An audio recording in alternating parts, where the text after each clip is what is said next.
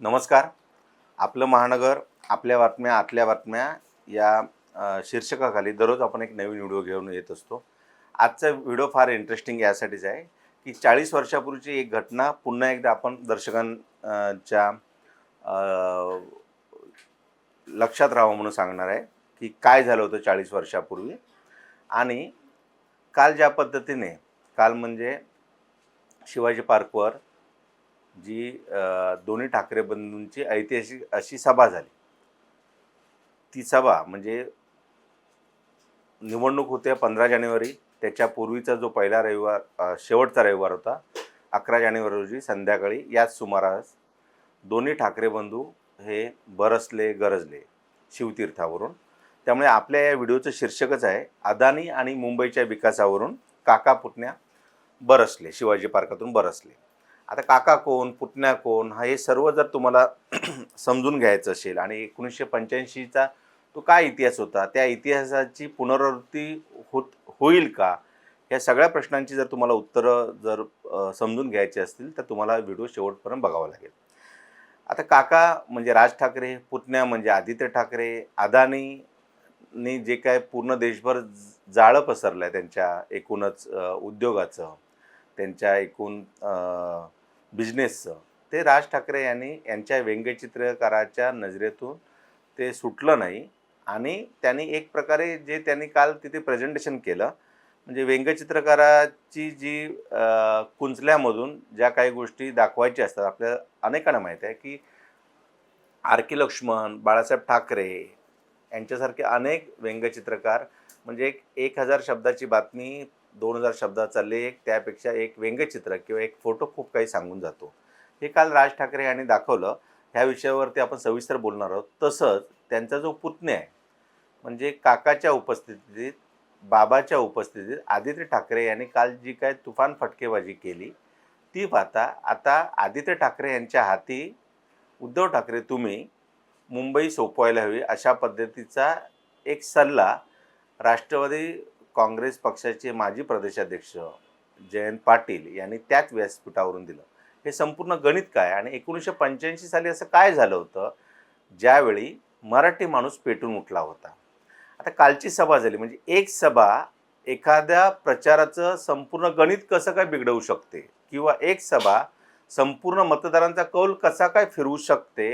ही सभा, ती कालची सभा म्हणजे शिवाजी पार्कवरती 20 वर्षानंतर ज्यावेळी राज ठाकरे हे भाषणासाठी उभे राहिले, दोन्ही ठाकरे बंधूंनी नमस्कार केला, त्यावेळी लक्षात येत होतं की हे तेच शिवाजी पार्क आहे, हे तेच शिवतीर्थ आहे ज्या ठिकाणी राज ठाकरे यांनी मी कधीही कोणाशी युती करणार नाही, एकला चलोरेची भूमिका घेणाऱ्या राज ठाकरे यांनी मराठी ज्यावेळी संकटात आली, मराठी माणूस ज्यावेळी अडचणीत आला, मराठी माणूस देशोधडीला लागण्याची वेळ आली, त्यावेळी हे दोन्ही ठाकरे बंधू एकत्र आले आणि मराठीच्या भल्यासाठी, मराठी माणसाच्या न्याय हक्कासाठी, आणि जे काय आक्रमण म्हणजे गुजरात्यांचं, जैन, मारवाड्यांचं या मुंबईवरती होतं आहे, ते जर थोपून लावायचं असेल तर आता चुकला तर कायमचं चुकाल, आता ही शेवटची संधी आहे, अशा पद्धतीचं जी त्यांनी एक आर्त हाक मराठी माणसाला घातली. मला वाटतं कालची जी सभा आहे राज ठाकरे यांची, ती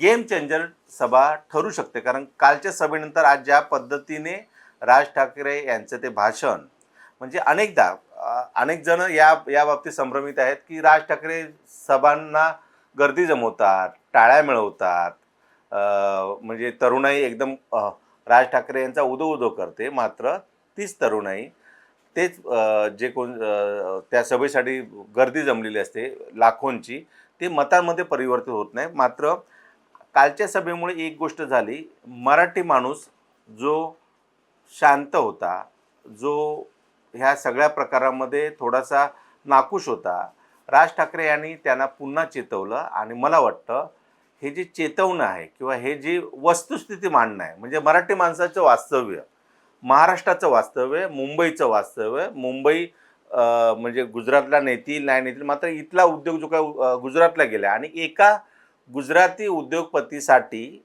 पंतप्रधान नरेंद्र मोदी हे आणि अमित शहा यांची जोडगोळी ही केंद्रात आहे. राज्यामध्ये देवेंद्र फडणवीस आणि एकनाथ शिंदे आहेत.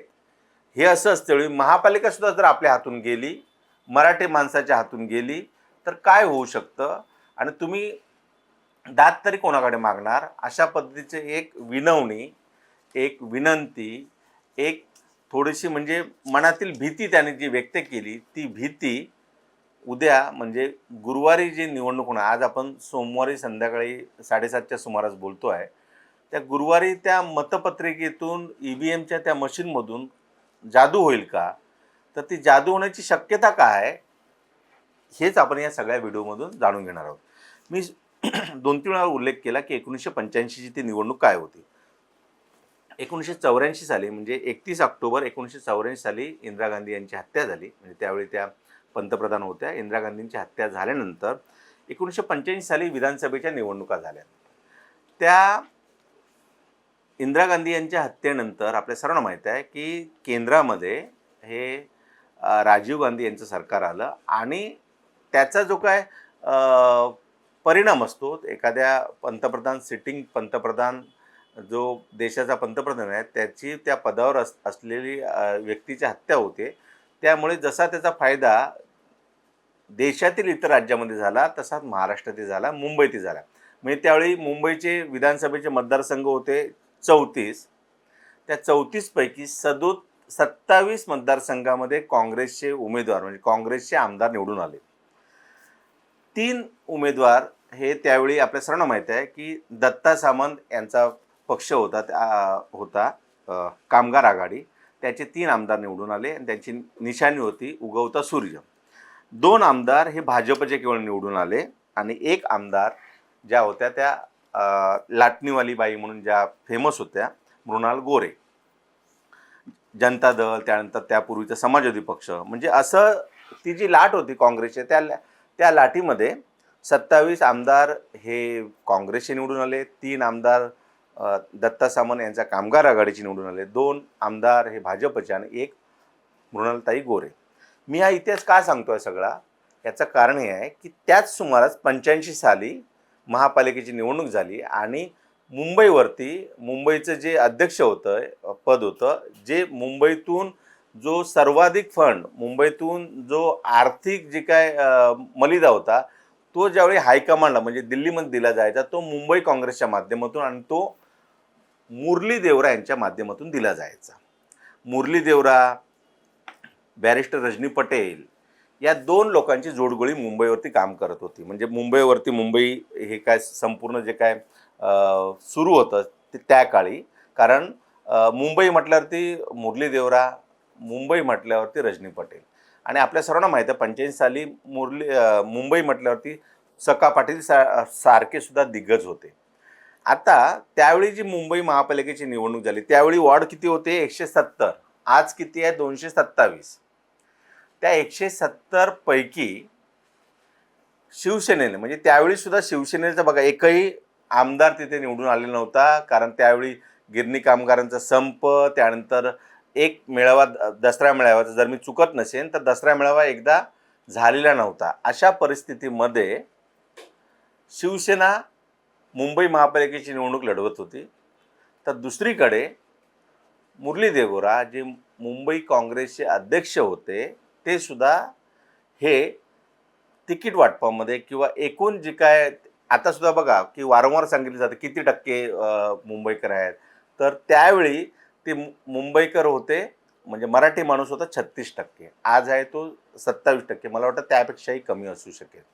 म्हणजे ज्यावेळी मराठी माणसाला खिजवलं जातं, मराठी माणसाला हिणवलं जातं, अशा वेळी मराठी माणूस काय करतो याची प्रचिती 1985 साली मुरली देवरा यांनी आली होती. याचं कारण केवळ त्यांनी 44% उमेदवार हे मराठी दिले होते.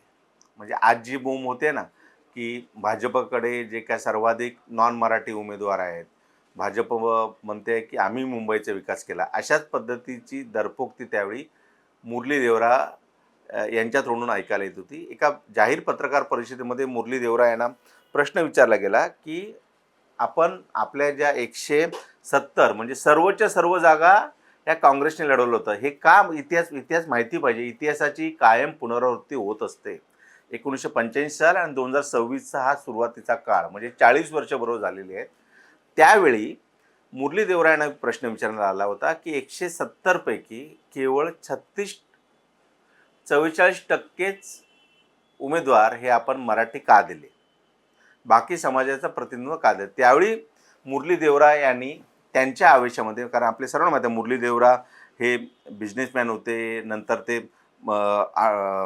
खासदार तर झाले, त्यानंतर ते मंत्रीसुद्धा होते, केंद्रीय पेट्रोलियम मंत्री होते. त्यामुळे बडे बडे उद्योजक, म्हणजे आताचे समजा धीरूभाई अंबानी असतील, म्हणजे आता आपल्यासोबत नाही आहे धीरूभाई अंबानी, मात्र धीरूभाई अंबानींची त्यांची असलेली मैत्री, मुकेश अंबानींची त्यांची असलेली मैत्री, अनेक उद्योजक बिझनेस मॅन यांच्या घराण्याची असलेली मैत्री ही सर्वश्रुत होती. त्यावेळी मुरली देवरा यांचं एक वक्तव्य होतं की मुंबई मराठी माणूस आहे 36%, आम्ही तर जागा दिल्या 44%, त्यामुळे हा मराठी माणसाचा सन्मानच समजला पाहिजे.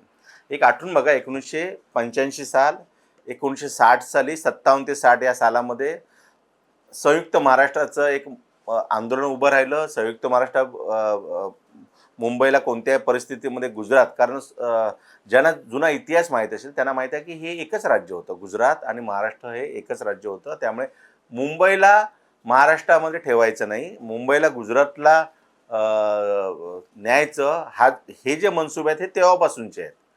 त्यावेळी हे सगळं सुरू असतेवेळी जे आपल्या 107 हुतात्म्यांनी आपलं बलिदान दिलं, तो जो काही लढा होता त्याला पुरे फक्त 25 वर्ष झाले. म्हणजे 1957 ते 1960, 1960ला महाराष्ट्र राज्याची निर्मिती आणि 1985ला ही होणारी निवडणूक. असं असताना मुरली देवरासारख्या काँग्रेसच्या बड्या नेत्याने सांगणं की 36% मराठी माणूस असून सुद्धा आम्ही 44% तिकीट झाले, त्यामुळे मराठी माणसाचा सन्मान आहे. म्हणजे त्याच्या अगोदरच बाळासाहेब ठाकरे यांनी हटाव लुंगी बजाव पुंगी अशा पद्धतीचं एक मोठं आंदोलन घेतलं होतं, कारण त्यावेळी दाक्षिणात्य लोकांचं मुंबईवरती वर्चस्व होतं. अनेक मोठमोठ्या कंपन्यांमध्ये, मोठमोठे हॉटेल्स, अनेक जो व्यवसाय बघायचा त्यावेळी तो दाक्षिणात्य लोकांचा होता. त्यामुळे हटाव लुंगी बजाव पुंगी अशा पद्धतीचं एक घोषणा बाळासाहेबांनी दिली आणि त्यानंतर या दाक्षिणात्य लोकांच्या विरोधात शिवसैनिक, मराठी माणूस एकवटला आणि त्यांनी त्या न्यायाने जिकडे जिकडे अन्याय होत असेल तिकडे तिकडे त्यांना बदडून काढा अशा पद्धतीचं एक कॅम्पेन त्यावेळी बाळासाहेब ठाकरे यांनी ते घेतलं आणि अशा पद्धतीने मराठी माणूस हा एकत्रित झाला आणि आपल्या सर्वांना हा इतिहास माहिती आहे. आता ज्या मुरली देवरा यांना वाटत होतं की कोणत्याही परिस्थितीमध्ये 170 पैकी, म्हणजे बघा त्यावेळी परिस्थिती अशी होती की शिवसेनेला 170 जागावरती उमेदवार सुद्धा मिळाले नव्हते. याचं कारण त्यावेळी जो काय संप असेल किंवा मी जसं म्हटलं की शिवसेनेवरती अनेक आघात झाले होते, त्यावेळी समाजवाद्यांचं असलेलं प्राबल्य मुंबईवरचं, हे सगळं पाहता केवळ 139 जागा शिवसेनेने लढवल्या होत्या आणि 170 पैकी 170 जागा या काँग्रेसने लढवल्या होत्या. असं असताना सुद्धा म्हणजे एकीकडे सर्वांना वाटत होतं की काँग्रेस पुन्हा कमबॅक करेल. असं असताना, काही पाठबळ नसताना, पाठी कोरी असताना शिवसेनेने एक हाती 74 जागा जिंकल्या होत्या. मी त्यावेळेचे ज्यावेळी आपण नगरसेवकांचं संख्याबळ, नगरसेवक किती निवडून आले, सत्ता कोणाची आली, तर 74 जागा या शिवसेनेच्या होत्या. भाजपला केवळ 13 जागा मिळाल्या होत्या. 37 जागा, लक्षात ठेवा 37 जागा, जी काँग्रेस मुंबई महापालिकेवरती सत्ता पुन्हा कमबॅक करण्याच्या विचारात होती, त्याच पद्धतीचे आडाखे सांगत होते, त्या काँग्रेसला केवळ 37 जागा मिळाल्या होत्या. जनता दलला 19 होत्या आणि छोटे मोठे पक्ष बंडखोर असे म्हणून 27 जण होतं. त्या छोट्या मोठ्या अपक्षांना, बंडखोरांना हाताशी धरून बाळासाहेबांच्या शिवसेनेने, म्हणजे शिवसेनेने त्यावेळी सत्तेमध्ये त्यांनी कमबॅक केलं होतं आणि 1985 पासून असलेली जी सत्ता आहे, एक समजून घेतलं पाहिजे, 85 ते 92, 92 ते 94 हा जो मधला जो काळ, तो 3 वर्ष काँग्रेसकडे पुन्हा गेला आणि ह्या 34 पैकी 31 वर्षामध्ये शिवसेनेवरती, म्हणजे शिवसेनेचा जो काय भगवा आहे तो मुंबईवरती कायम फडकत राहत होता. आता त्यावेळी सुद्धा मराठी माणूस हा टक्केवारीनुसार कमी होता. त्यामुळे मुरली देवरा यांची डेअरिंग झाली बोलायचं, मराठी माणूस आहे किती 36%, आम्ही जागा किती दिल्या 44. आज तीच परिस्थिती 40 वर्षानंतर आली आहे असं म्हणायला काय चुकीचा रेफरन्स नाही. याचं कारण आहे की सगळीकडून मुंबईवर, मराठी माणसावर जे काय आक्रमण होत आहे, म्हणजे इथल्या जो मराठी माणूस होता तो इथून वसई विरार डहाणूपर्यंत फेकला गेला. दुसरीकडे कल्याणच्या पुढे आपल्याला जागा मिळतात, कर्जत कसारापर्यंत जावं लागतं, इकडे पनवेलपर्यंत आपल्याला वास्तव्यासाठी जावं लागतं. याला कारणीभूत इथले राज्यकर्ते आहेत. केवळ शिवसेना आहे का, सर्व राज्यकर्ते आहेत. म्हणजे राज्यामध्ये ज्यावेळी सरकार असलेलं ज्यांनी DCR रूल बनवला, ते काँग्रेस आघाडीचं सरकार असेल, त्यानंतर आलेलं भाजप आणि शिवसेनेचं सरकार असेल, आणि आता सरकार, हे सगळे लोक कारणीभूत असताना सुद्धा मराठी माणूस असा भयभीत होत नव्हता. मात्र गेल्या काही वर्षामध्ये, गेल्या 10 वर्षामध्ये मुंबईवर ज्या पद्धतीचं जे काय, मुंबई आमचीच आहे म्हणजे 34 सीट, म्हणजे थोड्या वेळापूर्वी ज्यावेळी आपण अनिल परब यांचा इंटरव्ह्यू घेण्यासाठी गेलो होतो, त्यावेळी त्यांचा रेफरन्स होता की भाईंदरवरून ज्यावेळी माणूस त्या लोकलमध्ये चढतो त्यावेळी त्याला 34 सीट सुद्धा देत नाही, दादागिरी करतात. दादागिरी करणाऱ्यामध्ये कोण आहे? गुजराती आहेत, मारवाडी आहेत, जैन आहेत. आता उत्तर प्रदेश आणि बिहारी लोकांचं सुद्धा दादागिरी वाढलेली आहे. ज्या पद्धतीचं कृपाशंकर सिंग, म्हणजे ज्यांनी एवढा भ्रष्टाचार केला, काँग्रेसमध्ये राहून त्याने भ्रष्टाचार केला, अटक होऊ नये म्हणून ते भाजप असेल, ते सांगतात मीरा भाईंदरचा महापौर हा उत्तर भारतीय होईल. त्यांनी काल मुंब्र्यामध्ये अशाच पद्धतीचं वक्तव्य केलं की मुंब्र्यामध्ये मराठी बोलण्याची हिंमत हे ठाकरे बंधू दाखवत नाही, कारण गोल टोपी असलेल्यानं ते घाबरतात. एक समजून घेतलं, मराठी माणसाला एवढं हलक्यात कोणी घेतलं नाही पाहिजे. मराठी माणूस म्हणजे कायम, आता कसं आहे की कालच्या सभेनंतर आजचा जो आपल्या सभेचा जो विषय आहे की काका पुतण्याने शिवाजी पार्क वरती जे बरस्ट आहे, त्यानंतर निश्चितपणे महायुतीचं म्हणजे भाजप आणि शिवसेनेचे नेते भयभीत झालेले आहेत. याचं कारण हे आहे की ज्या पद्धतीने विकास केवळ आम्ही केला हे वारंवार देवेंद्र फडणवीस सांगतायत, वारंवार उपमुख्यमंत्री किंवा जे शिवसेनेचे प्रमुख नेते असलेले एकनाथ शिंदे सांगतायत. काल आदित्य ठाकरे यांनी कोस्टल रोड असू देत, मुंबईतील रस्ते चं सिमेंट कॉन्क्रिटीकरण असू देत, भायखळा झूमध्ये पेंग्विन आणणं असू देत, अशा अनेक गोष्टी, म्हणजे पाणी 24/7 जे काय देण्याचं आश्वासन आहे ते का पूर्ण होऊ शकत नाही? मुंबईची जॉग्राफिकल एरिया काय आहे? कचरा डम्पिंग ग्राउंडच्या बाबतीमध्ये काय सुधारणा झाल्या आहेत? महापालिकेची शाळा, ज्या शाळा केवळ आपल्यासारखी म्युन्सिपाल्टीची शाळा म्हणून ओळखली जायची, ती शाळा मुंबई स्कूल नावाने ओळखली जाऊ लागली. ती या शिवसेनेच्या म्हणजे आदित्य ठाकरे यांचं जे विजन होतं त्यानुसारच. असं असताना ज्यावेळी सांगितलं जातं की विकास आम्ही केला, विकास आम्ही केला, त्यावेळी आदित्य ठाकरे यांनी काल शिवाजी पार्कवरून ज्या पद्धतीने फोटो काही दाखवले की जो गुगल मॅप आहे त्यानुसार 2016 साली हा संपूर्ण कोस्टल रोड व्हावा, यासाठी ठाकरे स्वतः उद्धव ठाकरे, आदित्य ठाकरे त्या याच्यामध्ये दिसत आहे त्या फोटोमध्ये. असा एक फोटो त्यांनी दाखवला. त्यानंतर कोस्टल रोडचा शुभारंभ करते वेळेचा सुद्धा फोटो दाखवला. त्यामुळे विकास आम्हीच केला मुंबईमध्ये. मी कालसुद्धा एका व्हिडिओमध्ये बोलतो सांगितलं होतं की ज्यावेळी आपण दुसऱ्या शहरात जातो, म्हणजे आपण छत्रपती संभाजीनगरला जातो, आपण नागपूरला जातो, आपण नाशिकला जातो, आपण पुण्याला जातो, त्यावेळी मुंबईचं महत्त्व कळतं की मुंबई आपण किती सेफ आहोत, किती सुरक्षित आहोत. इथल्या ज्या बेसिक ॲम्युनिटीज आहेत त्या मुंबई महापालिका आपल्याला किती चांगल्या प्रकारे देत असतं. असं असताना जो पक्ष शिवसेनेसोबत मागील 25 वर्ष सत्तेमध्ये होता, स्टँडिंग कमिटीमध्ये मेंबर होते, इम्प्रूव्हमेंट कमिटीमध्ये मेंबर होते, बेस्ट कमिटीमध्ये मेंबर होते, एज्युकेशन कमिटीमध्ये मेंबर होते, अशा सगळ्या याच्यामध्ये सत्तेचे वाटेकरी होऊन सुद्धा केवळ भ्रष्टाचार शिवसेनेने केला, अशा प्रकारचा जो प्रचार सुरू आहे, त्याला काल आदित्य ठाकरे आणि राज ठाकरे यांनी सडेतोड उत्तर दिलं. आदित्य ठाकरे ज्या पद्धतीने मुंबई महापालिकेचे विषय, पर्यावरण असू देत, गार्बेजचं असू दे, डम्पिंग ग्राउंड असू देत, हेल्थ असू देत, या अनेक गोष्टी ज्यावेळी ते बोलत होते त्यावेळी त्यांचं भाषण बघून कंटिन्यू लोक टाळ्या वाजत होते. याचं कारण आहे की त्यांनी ज्या प्रकारे शिवाजी पार्कवरचं कालचं ते भाषण केलं, त्यांनी ज्या पद्धतीने म्हणजे विकास आम्ही केला हे जे वारंवार देवेंद्र फडणवीस किंवा एकनाथ शिंदे सांगतात, त्याने एक आरसा दाखवला असं म्हटलं चुकीचं ठरणार नाही. आणि सगळ्यात महत्त्वाचा जो कालच्या सभेचा जो का टर्निंग पॉईंट आहे, म्हणजे मतदार जर समजा मतदान फिरलं, जर समजा मुंबईकरांनी ठाकरे बंधूंना भरघोस मतदान केलं, तर ती कालची सभा कुठल्याही निवडणुकीमध्ये एक टर्निंग पॉईंट असतो. एक समजून घ्या, सगळं वातावरण चांगलं होतं, सगळं वातावरण चांगलं असते वेळी कुठेतरी रवींद्र चव्हाण अंबरनाथमध्ये काँग्रेसचे नगरसेवक फोडतात आणि ते आपल्यासोबत घेतात. सगळं वातावरण चांगलं असते वेळी कुठेतरी अकोट नगर परिषदेमध्ये भाजपची आणि MIMची युती होते, नंतर ती युती तोडली जाते. सगळं वातावरण चांगलं आलं त्यावेळी. काल राज ठाकरेंनी यांनी ज्याचा उल्लेख रसमलाई केला, अण्णामलाई हा तामिळनाडूचा भाजपचा नेता. अण्णामलाईचा बॅकग्राऊंड सुद्धा आपल्याला माहिती पाहिजे. सनदी अधिकारी होते. सनदी अधिकारी असल्यानंतर अमित शहा यांची त्यांच्यावरती नजर पडली आणि अमित शहा यांनी त्यांना पक्षात घेतलं. पक्षातील तामिळनाडूच्या नेत्यांच्या विरोधात त्यांना प्रदेशाध्यक्ष केलं आणि लोकसभेमध्ये ज्या पद्धतीने भाजपा भुईसपाट झाली तामिळनाडूला, त्यानंतर म्हणजे AIADMK सोबत युती करावी अशा प्रकारची म्हणणं हे तिथल्या दिल्लीतल्या नेत्यांचं होतं. मात्र त्यांनी त्याला नकार दिला आणि त्यामुळे भाजपा तिथे भुईसपाट झाली तामिळनाडूमध्ये.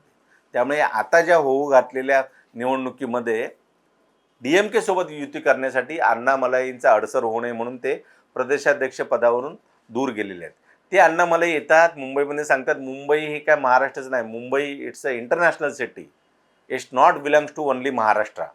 आता ही जी काही वक्तव्य आहेत म्हणजे सगळं नीट सुरू असते वेळी भाजपलाच वाटतंय का की आपण मुंबई महापालिकेमध्ये येऊ नये, की भाजपच्या काही नेत्यांना वाटतंय का की अशा पद्धतीचे जे काय वातावरण निर्मिती झालं ते पाहता वाटतंय की खरंच आता वातावरण फिरलेलं आहे. आता वातावरण फिरण्याचं कारण काय, काल ज्या पद्धतीने राज ठाकरे यांनी संपूर्ण शिवाजी पार्क किंवा जे उपस्थित होते, जे आपल्या TV वरून ती सभा बघत होते, जे आपल्या मोबाईलवरून ती सभा बघत होते, जे आपल्या टॅबवरून सभा बघत होते, जे सोशल मीडियावर सभा बघत होते, ते सर्वजण 5 मिनटं 3 मिनटं जेवढी मिनटं काय त्यांनी तो व्हिडिओ दाखवला असे स्तब्ध झाले.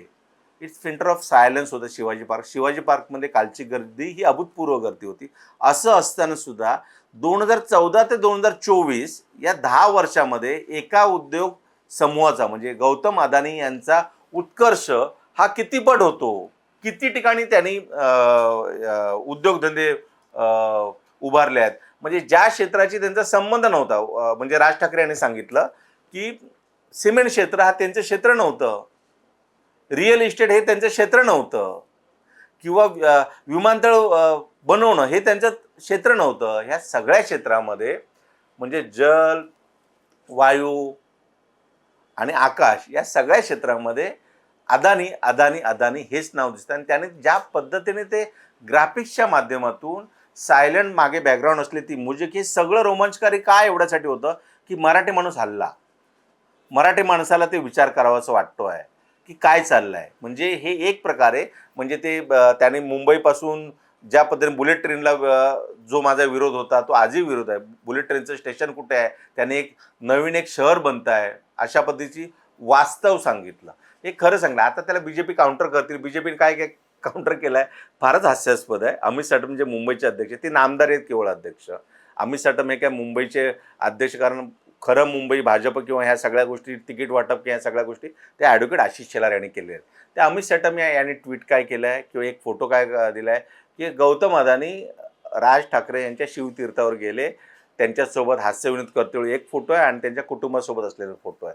एक लक्षात घ्या की मुंबईमध्ये असणारा असा कुठलाही उद्योजक नाही, मुंबईमध्ये असणारा असा कुठलाही पॉलिसी डिसिजन मेकर नाही, मुंबईमध्ये असणारा असा कुठलाही बिल्डर नाही, असा कोण नाही की जे काही नेते आहेत, उद्योजक आहेत, श्रीमंत असलेले हुजहू आहेत, ते ठाकरे यांच्या घरी जात नाहीत किंवा ठाकरे त्यांच्या घरी जात नाहीत. त्यामुळे असा फोटो देऊन अमित साटम यांनी आपली जी काय त्यांना पद दिलं आहे त्यापेक्षा ते हा काउंटर नाही होऊ शकत ना की गौतम अदानी शिवतीर्थावर गेले आणि त्यांच्यावरती ह्यांनी टीका केली. ती टीका बघा ना की जो उद्योग, सिमेंट उद्योग, मी जसं म्हटलं की विमानतळ, मी जसं म्हटलं रिअल इस्टेट, म्हणजे धारावीचं रिडेव्हलपमेंट त्यांच्याकडेच आहे. त्यानंतर कुर्ल्याची जी मदर डेअरी आहे ती अदानीनं देऊ केलेली आहे. हे सगळं जे त्यांनी एकदम ग्राफिक मोडमध्ये भारताचा नकाशा दाखवून ज्या पद्धतीने ते दाखवलं ते खरंच लक्षात राहण्यासारखं होतं. आणि गेल्या 10 वर्षात देशभर जो विस्तार झाला ना राज ठाकरे यांचा, तो विस्तार म्हणजे लोकांना अचंबित करणार आहे, लोकांची बोटं तोंडात घालण्यासारखं आहे. याचं कारण एवढं दिलं अदानीला असे काही प्रश्न म्हणजे जे काल परवापर्यंत ॲबसेंट माइंडेड होते आम्हाला मतदान करायचं नाही, ठाकरेंनी मुंबईची वाट लावली. पण हे ज्यावेळी काल राज ठाकरेंनी प्रेझेंटेशन केलं त्यानंतर तो मतदार आता द्विधा मनस्थितीत आलाय, की नक्की जर आज जर आपण जर एक चूक केली, एकदा संधी देऊन तर बघूया दोन्ही ठाकरे बंधूंना. कारण दोन्ही ठाकरे एकत्र यावे हे बाळासाहेबांची इच्छा होती, ही मनोहर जोशींची इच्छा होती. हे फार मागे मी जात नाही, अडवाणी यांना सुद्धा वाटतं आहे की ठाकरे हे एकत्र असले पाहिजेत. पण लालकृष्ण अडवाणी आता ठीक आहे, वयोमानानुसार ते डे टू डे अफेअरमध्ये नसतात, मात्र ठाकरे आणि जुने भाजप म्हणजे अटल बिहारी वाजपेयी असतील, प्रमोद महाजन असतील, लालकृष्ण अडवाणी असतील, मुरली मनोहर जोशी असतील, उमा भारती असतील, अशा अनेक नेत्यांना वाटतं की ठाकरे कुटुंब हे एकत्रित राहिलं पाहिजे. ठाकरे कुटुंब म्हणजेच मुंबई असं एक एक समीकरण आहे. त्या समीकरणाला छेद देण्याचं काम हे भाजपने केलं. त्यामुळे राज ठाकरेंचं कालचं म्हणजे त्याने एकदा तर देशाचा नकाशा दाखवला आणि दुसऱ्या नकाशामध्ये त्याने राज्याचा नकाशा दाखवला, की सुरुवातीला कुठे होतं. म्हणजे एका तालुक्यापुरतं मर्यादित असलेला अदानीचा समूह, अदानीचा जे काय बिझनेस त्यांच्या कंपन्या या पूर्ण राज्यभर आता पसरत चाललेल्या आहेत आणि केवळ त्यांनाच, बाकी दुसऱ्या उद्योग समूहाला म्हणजे अदानी अदानी समूह BMCमध्ये आहे, अदानी समूह TMCमध्ये आहे, अदानी समूह KDMCमध्ये आहे, अदानी धारावीमध्ये आहे, अदानी मुंबई एअरपोर्टला आहे, अदानी एज्युकेशनमध्ये आहे, अदानी पॉवरमध्ये आहे, अदानी ई ग्रीन रिव्होल्युशनमध्ये आहे, अदानी कोळशामध्ये आहे, अदानी सिमेंटमध्ये आहे. म्हणजे जिकडे बघावं तिकडे अदानी. आणि या अदानीसाठी रेड कार्पेट टाकण्याचं काम राज्यामध्ये देवेंद्र फडणवीस करत आहेत आणि देशामध्ये नरेंद्र मोदी करतात. कारण हे ज्यावेळी हे प्रूव्ह झालं त्यावेळी एक गोष्ट लक्षात आली, की एका उद्योग समूहासाठी म्हणजे आज दुपारी काही भाजपकडून आले की हे कॉर्पोरेट जे काय साटेलोट आहे, म्हणजे एका उद्योग समूहाला हाताशी धरून दुसऱ्या उद्योग समूहाशी त्याला अटॅक करायचं, अशा पद्धतीचं भाजप प्रत्युत्तर करते. मला वाटतं हे सगळं निवडणुकीपुरती आहे असं वाटण्याचं कारण नाही. कारण कालच्या सभेने निश्चितपणे राज ठाकरे यांची जी सभा, मी पुन्हा एकदा सांगतो की व्यंगचित्रकार हे काय असतं, काल राज ठाकरे यांनी ते दाखवून दिलं. पिंटर ऑफ सायलन्स होतं संपूर्ण शिवाजी पार्क आणि प्रत्येकाला विचार करण्यासाठी भाग पाडलेलं कालचं ते प्रेझेंटेशन होतं. त्या प्रेझेंटेशनचं, कालच्या गर्दीचं, राज ठाकरे यांना मिळालेल्या टाळ्यांचं मतामध्ये परिवर्तन होतं का हे आपल्याला 15 तारखेला कळेल. निकाल काय लागतो आहे.